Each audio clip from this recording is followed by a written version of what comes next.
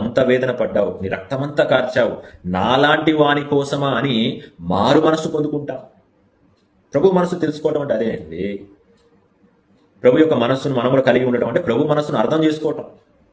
ప్రభువా, నా కొరకు ఇన్ని కార్యాలు చేశావు. ఎప్పుడైతే మనం అవి అర్థం చేసుకోవడం మొదలు పెడతామో ప్రభు కొరకు నిలబడటం మొదలు పెడతాం. ఆమేన్, హల్లెలూయా. ప్రభు కొరకు నిష్ఠగా, రోషము, పౌరుషము కలిగి, ఇక పాపం వైపు చూడకుండా, పాపపు తలంపులు, పాపపు ఆలోచనలు చేయకుండా. వస్తూనే ఉంటాయి పాపపు తలంపులు, ఆలోచనలు. లోకంలో బ్రతుకుతున్నాం కదా, ఎటు చూసినా లోకమే లోకమే లోకమే, లోక సంబంధమైన ఆలోచనలు. ఇప్పుడు ఇంకా మహాభయంకరంగా అయిపోయింది పరిస్థితి. పరిశుద్ధత గురించి మాట్లాడితే వీడెవడరా, ఎక్కడి నుంచి, ఏ గ్రహం నుంచి వచ్చిండ్రా అని చూస్తున్నారు.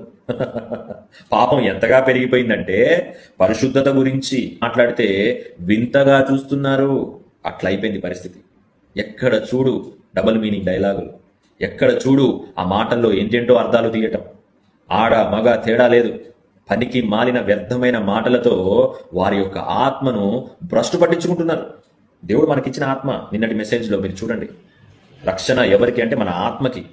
ఆ మెసేజ్ ఉంది, మీరు ఆసక్తి కలిగిన వారు చూడండి. భ్రష్టు పట్టిపోతున్నాయి ఆత్మలు వ్యర్థమైన మాటలతోని, పనికి మాలిన మాటలతోని.